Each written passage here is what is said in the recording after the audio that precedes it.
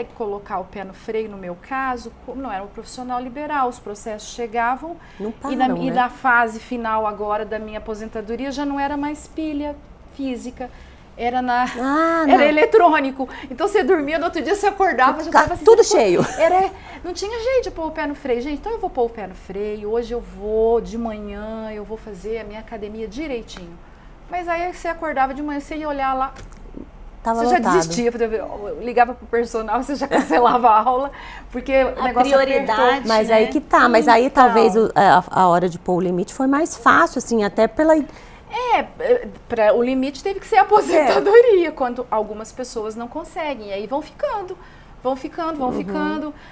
não se priorizam, né? É, que é até uma questão aqui, também não culpar quem não consegue pôr limite, porque às vezes é isso, não consegue, Então, né? porque às vezes não tinha jeito, porque mas dá um tempo, não, que jeito, o negócio tá ali, o processo tá ali, tem prazos, né? Então, assim, às vezes Tem você não umas consegue. coisas que E foi saem. nessa conversa que entrei no assunto com o meu marido, porque eu falava assim, bom, nessa hora eu queria ser o fulano, meu colega, né? Porque, assim, levanta de manhã, trabalha, depois vai pro fórum, ou vai pro fórum já de manhã, e assim, a casa tá funcionando, né? Tem um ser lá que tá comprando tudo para casa, tem um ser lá que tá levando o menino na escola. Com todo respeito, os homens fazem muito hoje, mas é difícil pra gente competir no mesmo nível, entendeu? Foi esse o assunto que eu comecei com ele. Eu também acho, porque, tem muita diferença. se eu pegava uma amiga minha juíza, com filho pequeno, e o marido com cargo bom também, e às vezes juiz ou não juiz, e estava tudo bem, ele saía para trabalhar e a casa funcionava de um jeito ou de outro, né? E a gente não sai para trabalhar sem dar as ordens para fulana fazer a comida, Delegar, o que né? vai Bem ser, ainda delegado. que não seja você que esteja fazendo, né? Você pode até pedir, o marido pode até ir ao mercado, mas ele vai pedir a lista para você, o que vai fazer no você fim que de tem que semana. fazer, né? Então, assim, não, eu acho que é a voz da casa. E eu não sei se eu quero abrir mão desse papel isso que também. E olha o tanto que é Existe um engraçado, ar, Fica assim. confuso pra gente. confuso. Quer e não... E, É só a ao gente que mesmo passa por tempo- isso. Então. Homem passa? Não passa, né? Não, e Se assim, bem que a sabe gente o que está que eu tendo acho essa mudança muito engraçado? grande, Tá, né? tá tendo uma mudança, mas eu acho que alguns papéis, eles não vão mudar. Ainda tem o final da mulher, né? Porque Esses dias eu mas conversei graças com uma a Deus, pessoa. gente, que já Esperam pensou se também. também fôssemos todos iguais? Não. Não é? Não, o bom é a diferença, né? Porque te faz pensar diferente. Mas o que eu estava pensando aqui, o tanto que é engraçado, né? Porque parece que a gente trabalha uma vida esperando a aposentadoria. E aí, quando chega a tal da aposentadoria, a gente se questiona o que fazer agora. Né? Então, o tempo inteiro esses questionamentos, esse locutor na nossa cabeça falando várias informações. Né? Então, assim, o seu momento, eu acho que é um momento super fantástico, porque você pensa assim, eu cumpri o meu papel de uma profissão que eu almejei, estudei, me dediquei, me entreguei, construí uma carreira, uma história, e agora vou recomeçar um momento diferente com uma empresa. Uma empresa com muita gente. Com outras pessoas, outras histórias, outros questionamentos, e uma com situação- essa maturidade. A maturidade de saber o limite. Até o dizer exatamente. não, o sim. É mais fácil, é mais leve nesse momento, quando a gente tem essa maturidade, né? Então, na verdade, de fato, a aposentadoria é maravilhosa, né? Porque ela te traz um momento novo de vida. Mas eu vejo que a sociedade já tem um padrão. E é esse padrão que traz esse questionamento. Será que eu estou fazendo certo? O tal do Será que eu vou protocolo. começar agora uma outra vida, uma aposentadoria nessa hora de ficar de altura boa. que, na verdade, o padrão era ficar em casa, descansando e olhando pro celular e indo na academia. Nossa, vai ficar doida. Vai tomar muito remédio. Vai... E é engraçado Vai que a dar gente bom. constrói uma rotina, né? Assim, aquela rotina de levantar cedo, de tomar o café, se preparar, se organizar para a rotina do trabalho. E quando isso é quebrado depois de anos vivendo aquela rotina, é algo que você fica Trabalhar que de muda. novo, é difícil. Muda o seu emocional, o seu inconsciente, aquela rotina, a rotina com os filhos. São momentos diferentes, né? E se conhecer e se perceber muito bem que momento que eu estou, é um momento que eu posso talvez dedicar mais a mim, a minha pessoa.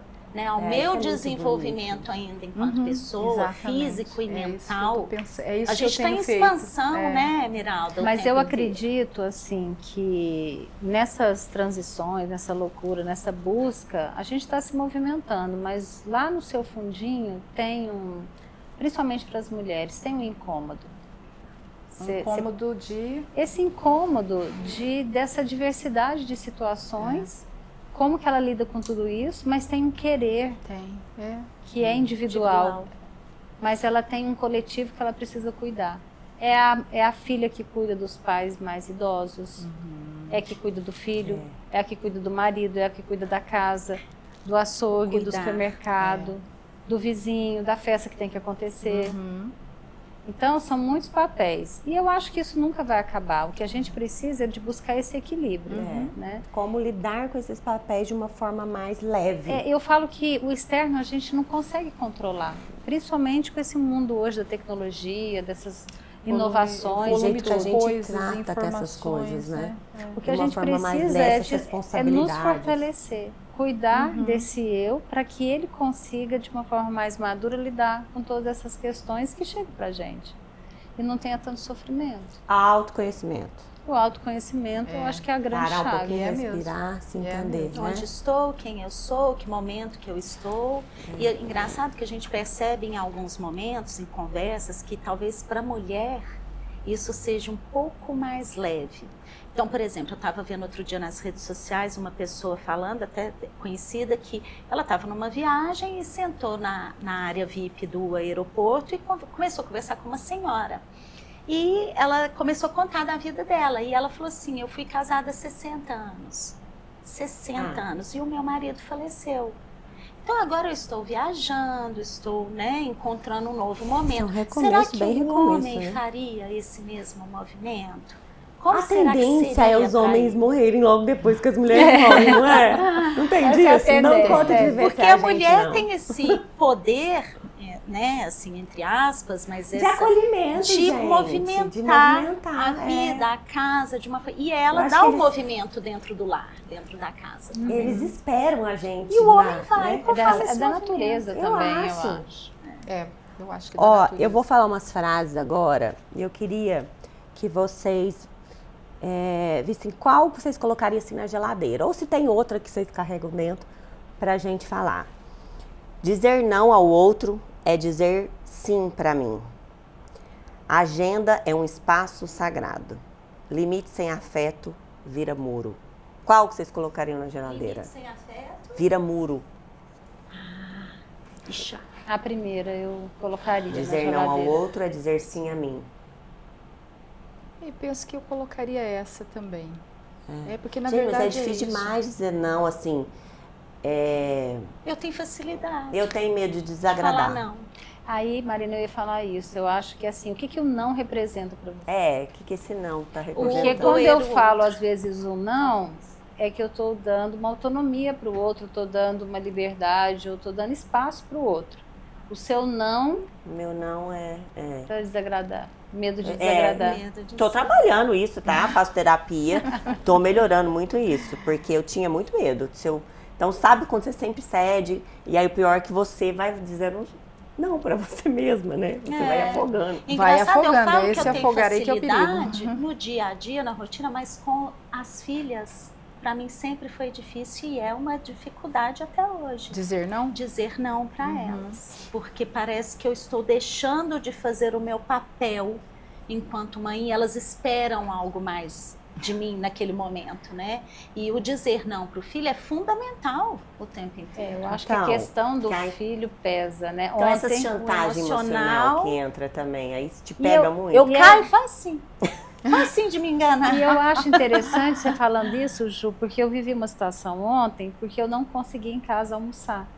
Tive uma situação de emergência com o cliente, então eu não fui em casa almoçar. Saí às 8h e eu falei, e agora? Como que eu vou chegar em casa às 10 da noite sem ter visto o filho no dia? Tudo bem, às vezes a gente viaja e tudo mais, mas aquilo ali me pegou tanto... que eu me organizei para assistir ele no futebol. Futebol é do pai. Porque nesse momento eu estou me preparando para o meu terceiro turno, que era para a faculdade, para dar aula. Então eu comprei um sanduíche, comi lá dentro do carro para estar com ele no futebol, porque eu me senti culpada. Então, não é uma coisa muito doida da nossa cabeça, porque às vezes ele nem tchum. ia falar, Olha, mãe, gente, eu é sei. tão engraçado porque isso. a vida não se resume nesse único dia, né?